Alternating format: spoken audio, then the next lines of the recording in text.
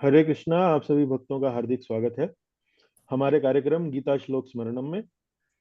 इस कार्यक्रम में हम श्रीमद् भगवत गीता के प्रमुख श्लोकों का अध्ययन करते हैं, और अध्ययन का जो वास्तविक उद्देश्य है वो ये है कि हम उस श्लोक का स्मरण कर सकें, उस श्लोक को याद कर सकें। आज की हमारी ये कक्षा गीता के चौथे अध्याय के 9वें श्लोक पर आधारित है। कुल मिलाकर हमारी ये आज की 40वीं कक्षा है।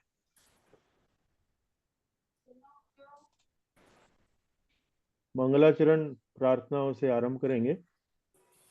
हरे कृष्णा प्रभु। हरे कृष्ण माता जी। ओम अज्ञानतिमिरन्धस्य ज्ञानञ्जनशलाकया चक्षुरुन्मीलितं येन तस्मै श्रीगुरवे नमः। श्रीचैतन्यमनोभीष्टं स्थापितं येन भूतले स्वयं रूपा कदा मह्यं ददाति स्वपदान्तिकं। वन्देऽहं श्रीगुरोः श्रीयुतपदकमलं श्रीगुरून् वैष्णवांश्च श्रीरूपं साग्रजातं सहगण रघुनाथान्वितं तं सजीवं साद्वैतं सावधूतं परिजनसहितं कृष्ण चैतन्य देवं श्रीराधा कृष्ण पादान् सहगण ललिता श्री विशाखान्वितांश्च। हे कृष्ण करुणा सिंधो दीनबंधो जगत्पते गोपेश गोपिका कांत राधा कांत नमोस्तुते। तप्त कांचन गौरांगी राधे वृंदावनेश्वरी वृषभानुसुते देवी प्रणमामि हरिप्रिये। वाञ्छाकल्पतरुभ्यश्च कृपा सिन्धुभ्य एव च पतितानां पावनेभ्यो वैष्णवेभ्यो नमो नमः। जय श्री कृष्ण चैतन्य प्रभु नित्यानंद श्री अद्वैत गदाधर श्रीवासादि गौर भक्त वृंद। हरे कृष्ण कृष्ण कृष्ण हरे हरे, हरे राम राम राम हरे हरे। पुनः एक बार फिर आप सभी भक्तों का कार्यक्रम में हार्दिक स्वागत है। कक्षा के आरंभ में हम पुनः एक बार फिर इस बात को दोहराएंगे कि हमें श्लोकों को स्मरण क्यों करना चाहिए। तो ये 10 बिंदु हैं। 10 बिंदुओं पर यदि आप मनन करते हैं, इनमें से किसी एक बिंदु को पर भी अगर आप गहराई से मनन करें तो आपको प्रेरणा होगी कि श्लोकों को स्मरण हमें करते रहना चाहिए। तो मैं पुनः एक बार फिर निधि माता जी से आग्रह करूंगा, कृपा एक बार पढ़ें जी। नंबर 1, ये महान भक्तों की मूल रचनाएं हैं तथा हमारी चेतना पर आध्यात्मिक प्रभाव छोड़ती हैं। नंबर 2, ये गागर में सागर के समान हैं, इनसे कम शब्दों में महत्वपूर्ण शिक्षा मिलती है। नंबर 3, इनसे शास्त्र चक्षु शास्त्र दृष्टि का विकास होता है। नंबर 4, इनसे हमारा व्याख्यान प्रवचन प्रामाणिक बनता है। नंबर 5, भगवान से प्रार्थना करने में श्लोक स्मरण सहायक होता है। नंबर 6, श्री कृष्ण का स्मरण तथा उनके प्रति प्रेम अभिव्यक्त करने में यह सहायक होता है। नंबर 7, कठिन समय मृत्यु सहित में यह हमें बचाता है। नंबर 8, अगले जन्म में भी यह सहायक होता है, गजेंद्र मोक्ष की कथा। नंबर 9, श्रील प्रभुपाद द्वारा अनुशंसित है। नंबर 10, गे होने के कारण श्लोकों का उच्चारण अत्यंत सुखद लगता है। जी, तो देखिए ये 10 बिंदु हैं, और बार बार हम हमारी कक्षा में हर बार आरंभ में दोहराते हैं।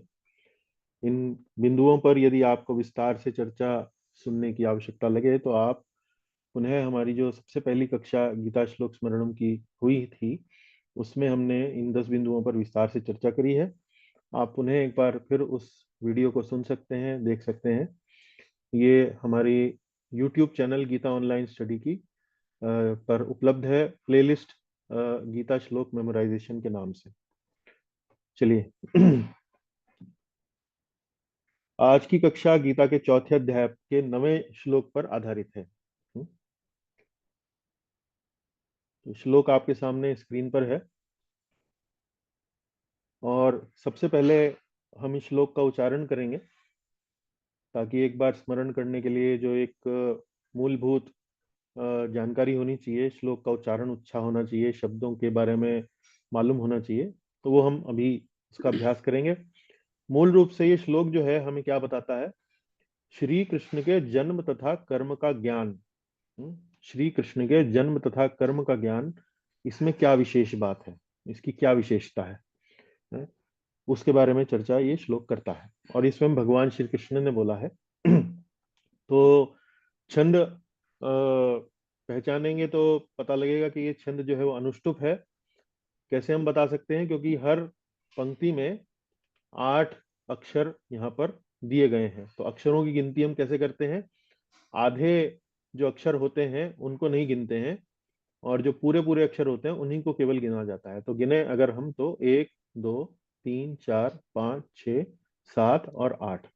तो आधा ना और आधा वाह हम छोड़ दिया है, और इस तरह से 8 अक्षर हो गए। इसी प्रकार से अगली पंक्ति में भी गिनेंगे, बाकी जितनी पंक्तियां हैं उन्हें गिनेंगे तो 8 8 अक्षर आपको मिलेंगे। तो ये अनुष्टुप छंद की पहचान है। अनुष्टुप छंद का उच्चारण भगवत गीता के श्लोकों में अक्सर हम करते हैं, क्योंकि अक्सर पूरी भगवत गीता जो है मुख्य रूप से अनुष्टुप छंद में लिखी हुई है। तो उच्चारण करेंगे। जन्म कर्म च मे दिव्यम एवं यो वेति तत्वतः त्यक्त्वा देहं पुनर्जन्म नैति मामेति सोऽर्जुनः। जन्म कर्म च मे दिव्यम एवं यो वेत्ति तत्वतः त्यक्त्वा देहं पुनर्जन्म नैति मामेति सोऽर्जुन।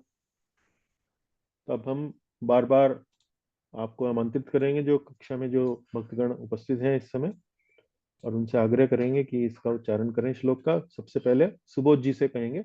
सुबोध जी। जी प्रभु जी। जन्म कर्म च मे दिव्यम यो मे वेत्ति तत्वता त्यक्त्वा ते पुनर्जन्म नेति मामेति सो अर्जुन। हाँ, यहाँ देखिए तीसरी पंक्ति में आप थोड़ा सा देहम शब्द को का उच्चारण मुझे लगा नहीं कि आपने उचित किया है। एक बार पुनः दोहराएं, धीरे धीरे करें जी। जन्म कर्म च मे दिव्यम एवं यो वेत्ति तत्वता त्यक्त्वा देहं पुनर्जन्म नेति मामेति सो अर्जुन। हाँ, उचित, बहुत बढ़िया, उत्तम। चलिए, सुबोध जी के बाद अब हम पद्मा माता जी से आग्रह करेंगे। पद्मा जी आइए। जी गुरु जी प्रणाम। प्रणाम माता जी। जन्म कर्म च मे दिव्यम एवं यो वेति तत्वतः त्यक्त्वा देहं पुनर्जन्म नैति मामेति सोऽर्जुन। उत्तम उत्तम, सुंदर। दीपा माता जी, अब आपकी बारी है। जी प्रभु जी, हरे कृष्णा। जन्म कर्म च मे दिव्यम एवं यो वेत्ति तत्वतः त्वा देहं पुनर्जन्म नेति ममेति सोऽर्जुनः। हाँ, लगता है अभी थोड़ा सा सहयोग की जरूरत है आपको। मेरे साथ साथ दोहराइए। जन्म कर्म च मे दिव्यम जन्म कर्म च मे दिव्यम एवं यो वेत्ति तत्वतः एवं यो वेत्ति तत्वतः तत्वतः तत्वतः नहीं, वता नहीं, तत्वतः तः एवं यो, हाँ, एवं यो वेत्ति तत्वतः, एवं यो वेत्ति तत्वतः हाँ, त्यक्त्वा देहं पुनर्जन्म त्वा देहं पुनर्जन्म त्यक्त्वा त्यक्त्वा देहं देहं पुनर्जन्म पुनर्जन्म नैति मामेति सोऽर्जुन। नेति मामेति सोऽर्जुन। नैति मामेति सोऽर्जुन। नेति मामेति सोऽर्जुन। सोऽर्जुन, ठीक है, उचित, उत्तम। ठीक है, जयमाला माता जी, अब आपकी बारी जी। जन्म कर्म च मे दिव्यम एवं यो वेत्ति तत्वतः त्यक्त्वा देहं पुनर्जन्म नैति मामेति सो अर्जुन। हाँ, सोऽर्जुन। सो आपको, अर्जुन। हाँ, अगर आप अ बोलती हैं, अ का उच्चारण करती हैं, तो एक आप अक्षर बढ़ा देती हैं, तो ये फिर अनुष्टुप नहीं रह जाता है। अगर आप देखिए 1 2 3 4 5 6 7 और 8, अगर हम यहाँ पर अ का उच्चारण करेंगे तो ये 8 की बजाय 9 अक्षर का पंक्ति हो जाएगी, तो वो अनुष्टुप छंद में फिट नहीं बैठेगा। आप उसका उच्चारण जो है वो उचित रूप से नहीं कर पाएंगे। नैति मामेति सोर्जुना। तो ये जो अवग्रह होता है, इसको मान के चलिए कि यहाँ पर कुछ भी नहीं है। जैसे एपोस्ट्रोफी होता है ना अंग्रेजी भाषा में, don't, Yes. Don't, Yes. DON apostrophe T, but उसका हाँ, उच्चारण जो हम करते हैं डोंट, एज इफ अपोस्ट्रोफी वहां उपस्थित ही नहीं है। तो एक हाँ, इसको आप एक तरह से अपोस्ट्रोफी की तरह आप इसको मान सकती हैं जी। yes. Yes. चलिए, ओके, आगे चलते हैं। मनीष जी, स्वागत आपका। हरे कृष्ण प्रभु। हरे कृष्णा। हाँ जी। जन्म कर्म च मे दिव्यम एवं यो वेति तत्वतः त्यक्त्वा देहं पुनर्जन्म नेति मामेति सो अर्जुना। हाँ, वही वही। सो अर्जुना, सो अर्जुना, सो अर्जुना, सोर्जुना, सोर्जुना, सोर्जुना, सोर्जुना, बस। हाँ, नेति सोर्जुना, मामेति सोर्जुना, नेति मामेति सोर्जुना। सोर्जुना। बिल्कुल बिल्कुल ठीक। चलिए, अब हम चलते हैं किसके पास, निधि माता जी। जी।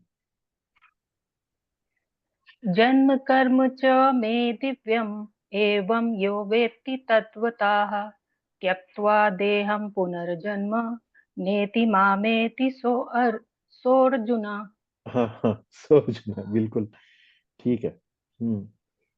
अब हम चलते हैं राकेश जी। जन्म कर्म च मे दिव्यम् एवं यो वेत्ति तत्त्वतः त्यक्त्वा देहं पुनर्जन्म नयति मामेति सोऽर्जुन। हाँ, बहुत बढ़िया। तो ये बहुत अच्छा उच्चारण किया। अब रविंद्र प्रभु जी के पास चलेंगे, फिर सुमन माता जी। जन्म कर्म च मे दिव्यम एवं यो वेति तत्त्वा युक्तत्वा देहं पुनर्जन्म नेति मामेति सो अर्जुन। जी, ये जो तीसरी पंक्ति में जो पहला शब्द है, इसको आप इसका उच्चारण करें एक बार। त्यक्त्वा। हाँ, त्यक्त्वा, बहुत बढ़िया। पीछे से माता जी आपको आपका मार्गदर्शन कर रही हैं, सुनने में आ रहा है मुझे। जी, सुमन माता जी। प्रभु जी आइए। प्रणाम। प्रणाम माता जी। जी। जन्म कर्म च मे दिव्यम एवं यो वेत्ति तत्त्वतः त्यक्त्वा देहं पुनर्जन्म नेति मामेति सोऽर्जुन। बढ़िया बढ़िया, उत्तम, सुंदर। चलिए, उच्चारण सबने बहुत अच्छा किया। कुछ कुछ एक दो जगह जहाँ सुधार की आवश्यकता है, एक तो यहाँ सो अर्जुना, और मेरे मेरे विचार से शायद ये तत्वतः और त्यक्त्वा ये थोड़ा सा कठिन लगे भक्तों को, तो उस पर थोड़ा ध्यान दें। अब हम चर्चा करेंगे अलग अलग शब्दों के अर्थ की। अलग अलग शब्दों के अर्थ की। मैं आपको बाकी लोगों को एक बार म्यूट कर देता हूँ जी। तो अब शब्दों का अर्थ अगर देखा जाए तो कई शब्दों का अर्थ इनमें ऐसा है जो बहुत सरल है। जैसे जन्म, तो जन्म का अर्थ जो है जन्म ही है। हिंदी भाषा में भी जन्म को जन्म ही बोला जाता है। कर्म, तो वैसे ही कर्म शब्द भी है, हिंदी भाषा में भी कर्म को कर्म ही कहते हैं। च भी, जन्म भी कर्म भी, हाँ, जन्म कर्म भी। में, भगवान श्री कृष्ण ने ये श्लोक बोला है, तो में शब्द जो है मतलब मेरा, भगवान अपने लिए कह रहे हैं मेरे। दिव्यम, दिव्यम अर्थात दिव्य है। दिव्य मतलब भौतिक नहीं है, भौतिक जगत से संबंधित नहीं है, ये आध्यात्मिक है, ये दिव्य है, ये आध्यात्मिक जगत के हैं। फिर एवं, इस प्रकार, यो, जो कोई, वेत्ति, वेत्ति अर्थात जानता है, तत्वतः, तत्वतः मतलब वास्तविकता में। तो देखिए, प्रथम दो पंक्तियों का यदि थोड़ा सा अर्थ करने का प्रयास किया जाए, अनुवाद किया जाए, तो मेरे जन्म और कर्म दिव्य है, इस प्रकार वास्तविकता से जो कोई जानता है, इस प्रकार वास्तविकता में जो कोई मेरे जन्म कर्म जो है वो दिव्य है, इस प्रकार जानता है, तो फिर क्या होता है? फिर क्या होता है? भगवान कहते हैं त्यक्त्वा, त्यक्त्वा मतलब त्यागने के बाद या छोड़कर, त्यक्त्वा। उसके बाद देहम, देहम शब्द भी सरल है, हिंदी में भी देह बोलते हैं, शरीर के लिए प्रयोग होता है शब्द। इस शरीर को त्यक्त्वा देहम, इस शरीर को त्यागने के बाद, इस शरीर को छोड़ने के बाद पुनर्जन्म, पुनर्जन्म अर्थात पुनर्जन्म दो शब्दों के संयोग से बना है, पुनः और जन्म। तो पुनः और जन्म की जब संधि कर देते हैं तो उसको पुनर्जन्म शब्द बनता है, पुनर्जन्म। तो पुनः मतलब एक बार फिर जन्म, न एति, न एति, न एति, ये भी दो शब्द हैं। न का अर्थात जो है वो नहीं, और एति मतलब करता है, प्राप्त करता है, कभी नहीं प्राप्त करता है। तो पुनर्जन्म कभी नहीं प्राप्त करता है, और फिर जन्म प्राप्त नहीं करता है तो फिर क्या होता है उसका, वो कहाँ जाता है? भगवान कहते हैं मामेति, मामेति मतलब मुझको प्राप्त करता है। कौन? सह अर्जुना, सह ये भी संधि है, देखिए, स आगे विसर्ग और अर्जुन। तो सह और अर्जुन की जब हम संधि करते हैं तो इस प्रकार से वो सो, फिर एक अवग्रह लगाते हैं और फिर अर्जुना, तो सोर्जुना। हाँ, नैति मामेति सोर्जुना।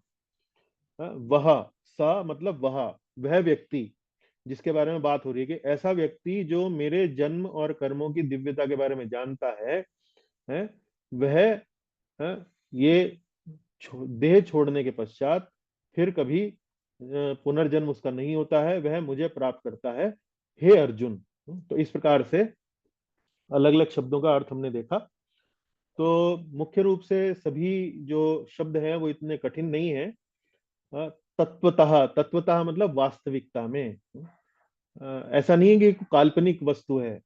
ये जो भगवान के जन्म है और जो कर्म है, तत्व, तत्व के वस्तु हैं ये। तत्व, एक ये तत्व है, एक ये तथ्य है, एक ये वास्तविकता है। ये कोई कल्पना नहीं है कि किसी ने कल्पना करके कोई ग्रंथ लिख दिया, कोई पुस्तक लिख दी और उसको हमने भगवान मान लिया। नहीं, ऐसा नहीं। ये दिव्य है और ये तात्विक है, ये वास्तविक है। इस प्रकार से यदि कोई व्यक्ति भगवान के जन्म और कर्म के बारे में अपना चेतना रखता है, अपना विचारधारा रखता है, तो भगवान कहते हैं कि उसका बड़ा लाभ है। उसका क्या लाभ है? इस शरीर को छोड़ने के बाद वह कभी भी पुनर्जन्म नहीं लेता है, उसको फिर वह मुझे प्राप्त करता है। भगवान अर्जुन को ये बता रहे हैं। तो अब हम चलते हैं इसके अनुवाद पर, और मैं आग्रह करूंगा राकेश प्रभु, अनुवाद एक बार पढ़ें आप जी। हे अर्जुन, जो मेरे आविर्भाव तथा कर्मों की दिव्य प्रकृति को जानता है, वह इस शरीर को छोड़ने पर इस भौतिक संसार में पुनः जन्म नहीं लेता, अपितु मेरे सनातन धाम को प्राप्त होता है। जी। तो अब यहाँ देखिए, ये जो अनुवाद है हरे रंग से जो लिखा है, ये हिंदी अनुवाद है, और अलग अलग जगह जो संस्कृत के शब्द जो श्लोक में आए हैं मूल रूप से, उनको हमने यहाँ अनुवाद के अंदर फिट किया है, इस कारण से कि ताकि आपको पता लगे कि भाई कहाँ कहाँ किस किस शब्द का अर्थ संस्कृत में कैसे उसके साथ जुड़ा हुआ है। तो यहाँ भगवान, यहाँ एक शब्द है आविर्भाव। आविर्भाव मतलब प्राकट्य। तो भगवान के संबंध में हम जन्म और मृत्यु जैसे शब्दों का प्रयोग नहीं करते हैं, क्योंकि जन्म और मृत्यु के शब्दों का प्रयोग जो है मुख्य रूप से जीवात्माओं के लिए होता है। जीवात्माएं मतलब जो जीवात्माएं इस भौतिक जगत में घूम रही हैं जन्म और मृत्यु के चक्र में, उनके लिए जन्म और मृत्यु का शब्द का प्रयोग होता है। क्योंकि जब वो जन्म लेते हैं तो एक नया शरीर लेते हैं, जब उनकी मृत्यु होती है तो अपना पुराना शरीर छोड़कर फिर किसी दूसरे नए शरीर को ग्रहण करने के लिए वो चले जाते हैं। लेकिन भगवान के संबंध में ऐसा नहीं होता है। भगवान कभी भी नया शरीर धारण नहीं करते हैं, भगवान का शरीर एक ही रहता है। और तो उनके लिए हम शब्दों का प्रयोग करते हैं आविर्भाव और तिरोभाव। आविर्भाव मतलब प्रकट होते हैं, तिरोभाव मतलब अप्रकट हो जाते हैं। जैसे सूर्य, जैसे सूरज होता है, तो हम कभी कभी कहते हैं कि सूर्य उदय हो गया, सूर्य अस्त हो गया, जैसे सूर्य का जन्म हो गया या सूर्य की मृत्यु हो गई है। सूर्य का उदय हो गया और सूर्य का अस्त हो गया। तो मान लीजिए सूर्य अस्त हो गया, तो क्या सूर्य समाप्त हो गया? क्या सूर्य कहीं चला गया? सूर्य जो है वो वास्तव में हमारी आंखों के सामने नहीं रहा, लेकिन सूर्य अभी भी बना हुआ है। इस धरती के किसी और भाग पर वो अभी भी दिखाई दे रहा है। भले ही हमें दिखाई ना दे रहा हो। इसी प्रकार से भगवान का जन्म और मृत्यु भी है, भगवान का आविर्भाव और तिरोभाव भी इसी प्रकार है, सूर्य के समान है कि वो भगवान एक एक बार प्रकट हो जाते हैं, जैसे सूर्य प्रकट हो जाता है सुबह सुबह, और फिर वे अप्रकट हो जाते हैं जैसे सूर्य का अस्त हो जाता है संध्या काल में। तो इस तरह से भगवान के जन्म को हमको समझना चाहिए। तो ये इसका अनुवाद है। अब हम आते हैं संदर्भ पे। तो संदर्भ में देखिए, मुख्य रूप से श्लोक बड़ा एक प्रकार से भगवान के हृदय की बात ये श्लोक जो है यहाँ पर बोल रहा है। हृदय की बात क्या है? हृदय की बात इस तरह से है कि अभी तक हमने देखिए पिछली कक्षाओं में श्लोक संख्या 6, 7, 8 सब मिलाकर हमने सब ये श्लोकों का हमने अध्ययन किया है, इनको स्मरण करने का प्रयास किया है। तो मुख्य रूप से ये जो श्लोक बोले गए हैं वो क्यों बोले गए हैं? क्योंकि अर्जुन ने एक प्रश्न पूछ लिया भगवान से कि भाई आपका और मेरा जन्म तो एक साथ ही हुआ था, लगभग आसपास ही हुआ था, और आप मुझसे कह रहे हैं कि ये जो ज्ञान आप मुझे दे रहे हैं ये सूर्यदेव विवस्वान से सूर्यदेव विवस्वान को आपने काफी वर्ष पूर्व, करोड़ों वर्ष पूर्व आपने उनको दिया था। तो ये बात मैं कैसे समझूं कि आप इतने करोड़ों वर्ष भी पहले आप उपस्थित थे? क्योंकि मैं तो ये देख रहा हूं कि आपका हमारा जन्म जो है वो साथ साथ ही हुआ है, आपकी आयु मेरी आयु लगभग लगभग एक जैसी सी है। तो भगवान को इस प्रश्न के पूछने पर अपने जन्म के विलक्षणता के बारे में बताने का अवसर मिल जाता है, और फिर वे बताते हैं कि वे किन परिस्थितियों में आते हैं कि जब धर्म का ह्रास हो रहा हो और अधर्म का उदय हो रहा हो, तो ऐसी परिस्थितियों में आते हैं। फिर क्यों आते हैं, क्या करते हैं वो? आने के बाद बोले मैं साधुओं की रक्षा करता हूँ, दुष्टों का विनाश करता हूँ और धर्म की संस्थापना करता हूँ। तो यहां तक तो हमने पढ़ा, यहां तक तो हमने जाना इन पिछले श्लोकों में। लेकिन अब ये जो श्लोक बोला जा रहा है, नवा श्लोक, इसमें भगवान वास्तव में अपने आने का जो एक गुप्त कारण है, एक जो जिसे कह सकते हैं कि एक कॉन्फिडेंशियल रीजन है, गुह्य कारण जो है वो यहाँ बता रहे हैं। वास्तव में भगवान इस धराधाम पर क्यों आते हैं? वो वास्तव में आते हैं लीलाएं करने और अपने भक्तों को संतुष्ट करने, अपने भक्तों को अपनी ओर आकर्षित करने, अपने भक्तों को अपनी ओर आकर्षित करने। और जब वे अपनी लीलाएं करते हैं, अपने भक्तों को अपनी ओर आकर्षित करते हैं, तो उससे क्या होता है? भक्तों का आकर्षण भगवान में हो जाता है, और जब वो आकर्षण भगवान में हो जाता है, उनकी चेतना, भक्तों की चेतना जो है भगवान में लिप्त हो जाती है, लीन हो जाती है, तो फिर जब वे अपना देह त्यागते हैं तो पुनः वापस नहीं आते हैं, वे वापस में भगवत धाम, भगवान के धाम को चले जाते हैं। तो इस तरह से वास्तव में भगवान धर्म की स्थापना, साधुओं की रक्षा, दुष्टों का विनाश क्यों करना चाहते हैं? क्योंकि यदि समाज के अंदर धर्म की स्थापना होगी, व्यक्ति जो है समाज के वो धर्म के अनुसार आचरण करेंगे, तभी वास्तव में ऐसे समाज में भक्ति की जो प्रथाएं हैं, भक्ति के जो कार्यकलाप हैं, वो फल फूल सकते हैं। यदि समाज में अधर्म होगा, समाज में अशांति होगी, समाज में एक प्रकार से अव्यवस्था होगी, तो ऐसी समाज में जो समाज के जो लोग हैं वो वास्तव में सारा समय अधर्म को भोगने में, अधर्म का एक प्रकार से सामना करने में, अव्यवस्था का सामना करने में ही उनका सारा समय लग जाएगा। वो कभी भी शांति का अनुभव नहीं करेंगे, कभी भी स्थायित्व का अनुभव नहीं करेंगे। तो ऐसे समाज में वास्तव में भक्ति की जो प्रथाएं हैं, भक्ति के जो कार्यकलाप हैं, वो फल फूल नहीं सकते हैं। तो इसलिए भगवान कह रहे हैं कि मैं धर्म की स्थापना करता हूं ताकि समाज जो है सुचारू रूप से चले, और ऐसे ही समाज में वास्तव में भक्ति जो है वो फल फूल सकती है। तो ये तो जन्म और कर्म की दिव्यता, भक्ति में वास्तव में हम क्या करते हैं?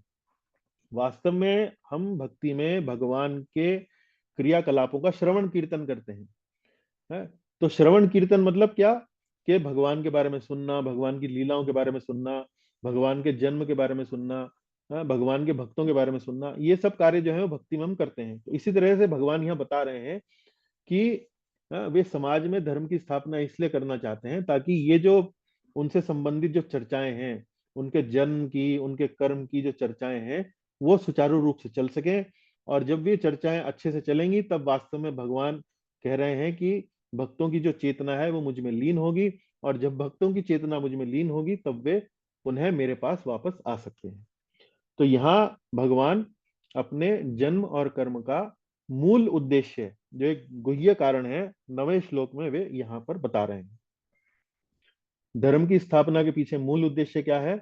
भगवान के जन्म तथा कर्म की दिव्यता को समझना। दिव्यता को समझने से अर्थ क्या है कि भगवान का जन्म और कर्म जो है वो विलक्षण है, वे अलग हैं, वे सामान्य मनुष्य के जन्म और कर्म से भिन्न हैं, उनके समान नहीं है। तो इस बात पर हम चर्चा पिछली कक्षा में कर चुके हैं कि कैसे भगवान का जन्म और कर्म जो है विलक्षण है।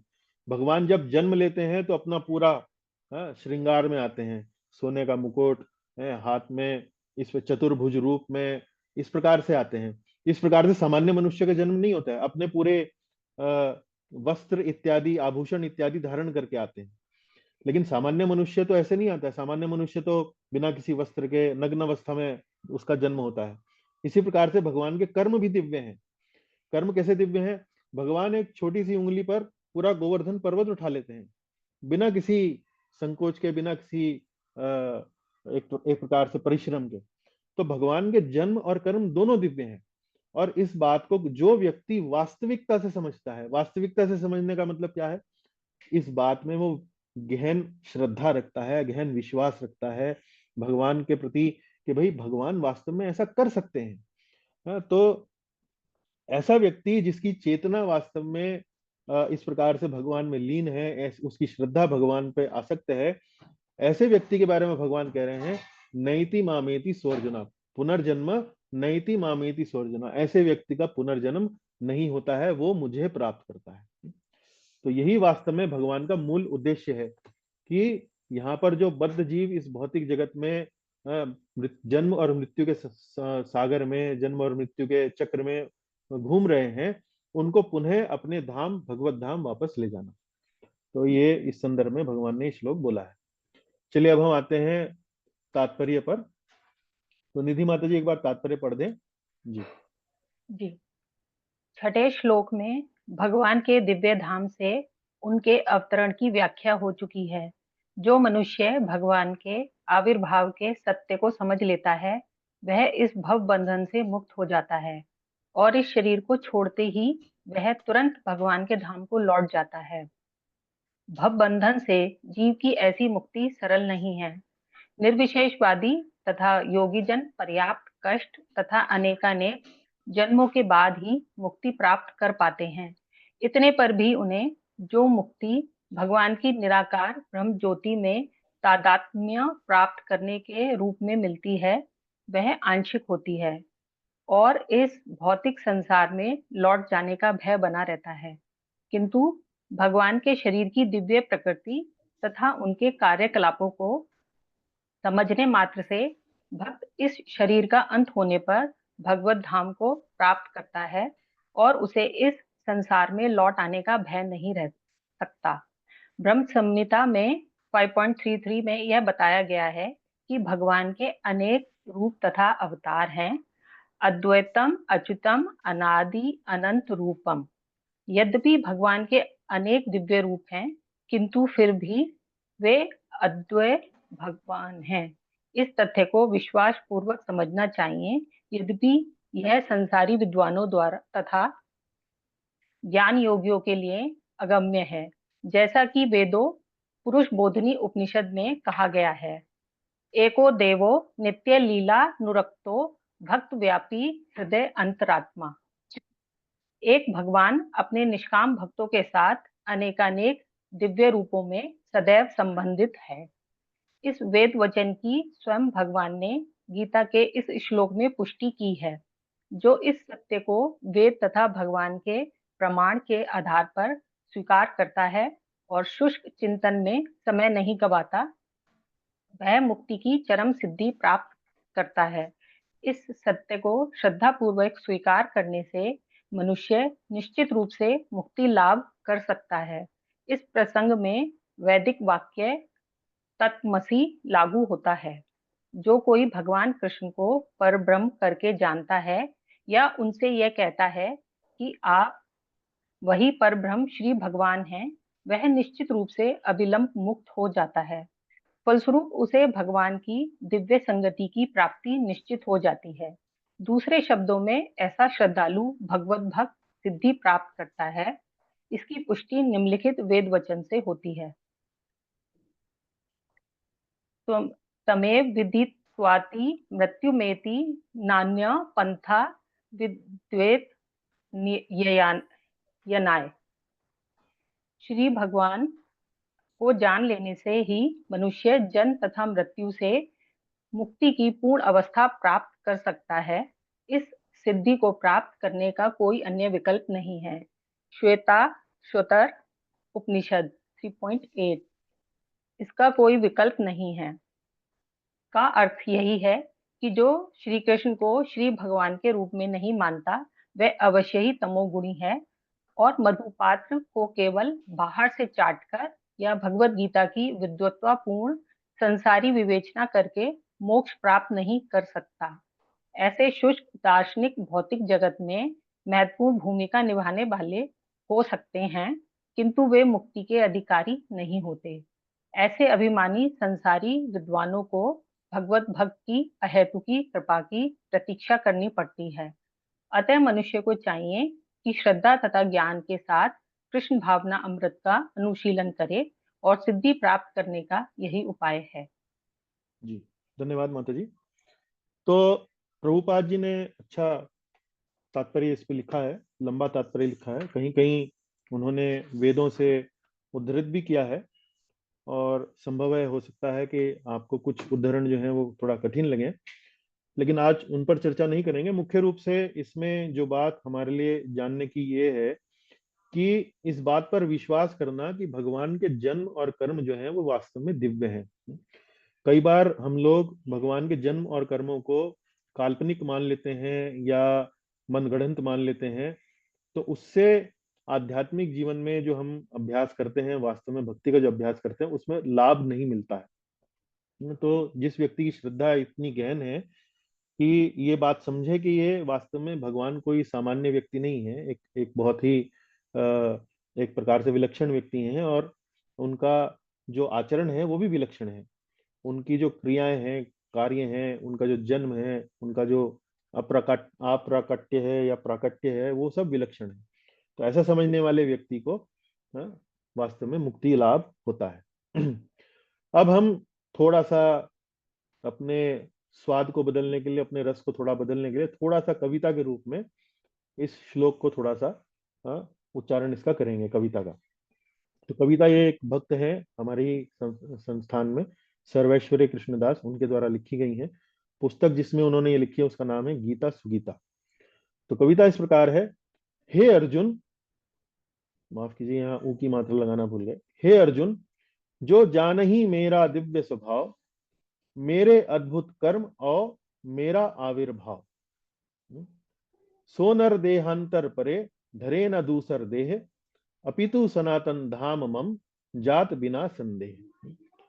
कि जो मेरे दिव्य स्वभाव को जानता है अर्जुन, मेरे अद्भुत कर्म और मेरे आविर्भाव की अद्भुतता को जानता है, ऐसा नर देहांतर मतलब अपना देह छोड़ने के बाद फिर दूसरा देह नहीं लेता है, बल्कि एक सनातन धाम यानी कि मेरे धाम पहुंच जाता है, इसमें कोई भी संदेह नहीं है। तो सुंदर कविता कविवर ने लिखी है। इसी प्रकार से अंग्रेजी में भी इसको कविताबद्ध किया गया है श्रीमान कार्ल वुडम जी ने। कविता इस प्रकार है। One who knows the transcendental nature of my deeds. Transcendental का मतलब होता है दिव्य, नेचर का मतलब होता है प्रकृति। One who knows the transcendental nature of my deeds, deeds माने मेरे कार्य, takes no further birth Arjun but comes instead to me. Takes no further birth Arjun but comes instead to me. तो इस तरह से ये दोनों कविताओं में इस श्लोक को कविताओं को कवियों ने कविताबद्ध किया है। चलिए, अंततः हमारे आज के इस अंतिम पड़ाव पर हम उन्हीं बातों को दोहराएंगे कि श्लोक स्मरण करने का वास्तव में इसके लिए मूल सूत्र कौन से हैं, इसका फॉर्मूला क्या है कि हमें श्लोक जो है अच्छे से याद हो सकें और हमें आध्यात्मिक लाभ भी दें।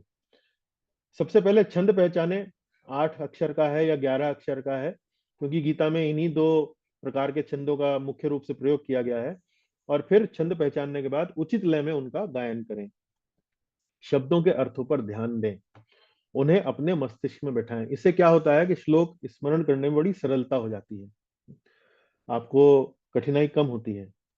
एक एक करके पंक्तियों का स्मरण करें, बार बार दोहराएं। तो पंक्तियों को बार बार दोहराएं, जन्म कर्म च मे दिव्यम, जन्म कर्म च मे दिव्यम, इस प्रकार से 5 बार दोहराएं पहली पंक्ति, 5 बार दोहराएं दूसरी पंक्ति, इस तरह से दोहराते रहें और फिर एक साथ करके इसको दोहराएं तो मस्तिष्क में भी बैठेगा और स्मरण भी जल्दी होगा।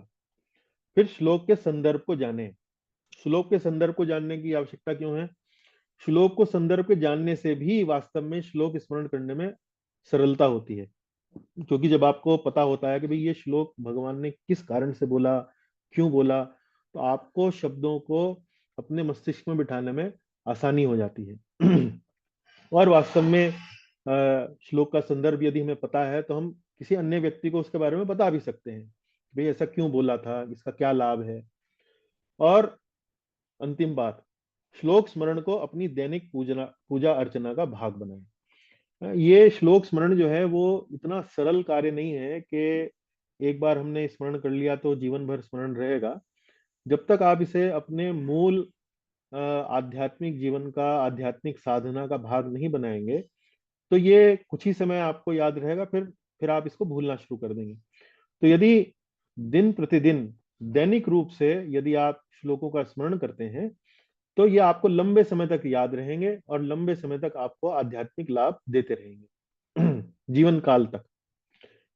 तो इस तरह से आज की कक्षा को यहीं विश्राम देते हैं। जाने से पहले गीता के 108 महत्वपूर्ण श्लोकों की सूची आपके सामने यहाँ स्क्रीन पर मैं दिखा रहा हूँ। आज हमने यहाँ पर 9वें श्लोक का स्मरण करने को लेकर मुख्य मुख्य बातों का अध्ययन किया, उनको जाना। और ये 14वें, 15वें, 18वें अध्यायों की श्लोकों की सूची है। इसी के साथ हम आज का अपना ये कार्यक्रम यही उसको विश्राम देते हैं। श्रीमद् भगवद गीता की जय, श्रील प्रभुपाद जी की जय। प्रश्न टिप्पणी इत्यादि यदि कोई है तो हम संक्षेप में थोड़ी बहुत चर्चा कर सकते हैं। जी,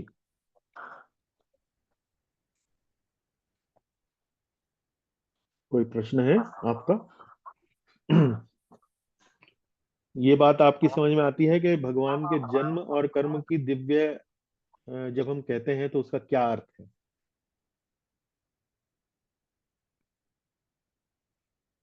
ये आप समझ सकते हैं सरलता से?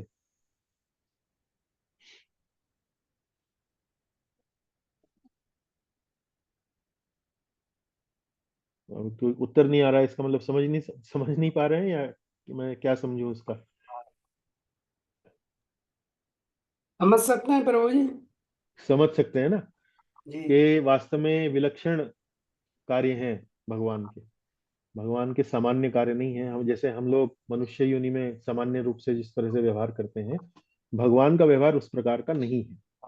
जी, उसको कल्पना ना दूसरों से माने, उसको कल्पना ना माने, उसको वास्तविकता माने, उसमें श्रद्धा रखें, उससे आध्यात्मिक लाभ होगा आपको। ये उसका श्लोक का अर्थ है। और आध्यात्मिक लाभ क्या है? आपको मोक्ष की, भगवान के धाम की प्राप्ति होगी। जी प्रभु जी, इसमें जगह जगह आता है, हम्म क्या केवल इतना जानने से ही भगवान की प्राप्ति हो जाएगी प्रभु जी? देखिए, वास्तविकता का मतलब जो है वो सिर्फ, जब हम देखिए ज्ञान का अलग अलग स्तर होता है। जी ज्ञान जो है सबसे पहले जब हम सुनते हैं तो वो एक इंफॉर्मेशन की तरह हमें मिलती है, एक जानकारी है। लेकिन ज्ञान धीरे धीरे धीरे धीरे हमारे मानस पे, हमारी चेतना में जब वो और एक प्रकार से रच बस जाता है तो वो और ज्ञान जो है एक तरह से हम आत्मसात कर लेते हैं उसको। जी आप समझते हैं इस चीज, मतलब मैं क्या कहना चाह रहा हूँ? जी कई बार ज्ञान जो है वो हमारा स्वभाव बन जाता है। तो ये जो तत्वतः शब्द है कि ये वास्तविकता हो, वास्तविकता मतलब आपको इस बात में कोई किसी प्रकार का शंका, कोई संदेह ना रह जाए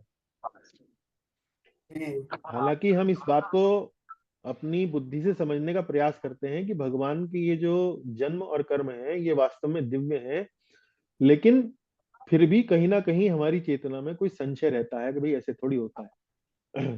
तो जब कोई व्यक्ति पूर्ण रूप से इस पर विश्वास रखता है, श्रद्धा रखता है, अपने जीवन का आचरण उसी प्रकार से करता है, तो एक तरह से ये माना जाता है कि भाई हाँ, वास्तविक रूप से ये इस बात पर पूर्ण रूप से विश्वास करता है कि भगवान के जन्म और कर्म जो है वो दिव्य हैं। अब जैसे प्रभुपाद जी जैसे जो भक्त हैं, वो उनका विश्वास इतना अटल है कि वे वास्तव में अपना घर त्याग करके वो परदेश में जाकर प्रचार करते हैं और अपना जीवन जो है पूर्ण रूप से इसमें लगा देते हैं। और क्या हम ऐसा कर सकते हैं? मुझे वो तो एक अलग एस्पेक्ट हो गया। नहीं, वो विश्वास ही तो है। नहीं, वो विश्वास तो आपको हाँ भी है, विश्वास हमें भी है, विश्वास जी अन्य भक्तों को भी है। सब समझते हैं, आपकी कक्षाओं से सब इतना तो ज्ञान प्राप्त हो गया सबको जी। कि भगवान का जन्म भी और कर्म भी दिव्य है। ये तो जानकारी सबको हो गई और मेरे ख्याल में सबको विश्वास भी है इस चीज का जी। तो जो प्रभुपाद जी तो खैर वो तो भगवान के दूत थे, वो तो एक विलक्षण व्यक्तित्व था, तो उनके बराबर तो सब नहीं पहुंच पाएंगे जी। मगर जो इस श्लोक का तात्पर्य है उससे अर्थ था मेरा। हाँ, तात्पर्य तो आप समझ गए हैं, पर मेरा कहने का अर्थ ये है कि किसी बात को समझने के भी अलग अलग स्तर होते हैं। जी। एक बात जो सबसे पहले हम सुनते हैं उसको थोड़ा समझते हैं, फिर धीरे धीरे वो बात हमारे अंदर उसकी हम अनुभूति करने लगते हैं, उसका हम अनुभव करने लगते हैं। और फिर अनुभव के भी अलग अलग स्तर होते हैं कि भाई जो व्यक्ति वास्तव में उस बात का बहुत अधिक गहन अनुभव करता है, उस पर बहुत उसकी अटूट श्रद्धा हो जाती है, तो उस बात से मेरा आशय था। ठीक है, धन्यवाद गुरु जी, थैंक यू जी धन्यवाद। चलिए, हरे कृष्णा, फिर मिलते हैं। हरे कृष्णा प्रभु। हरे कृष्णा प्रभु जी। हरे कृष्णा जी। हरे कृष्णा प्रभु जी। हरे कृष्णा माता जी। हरे कृष्णा।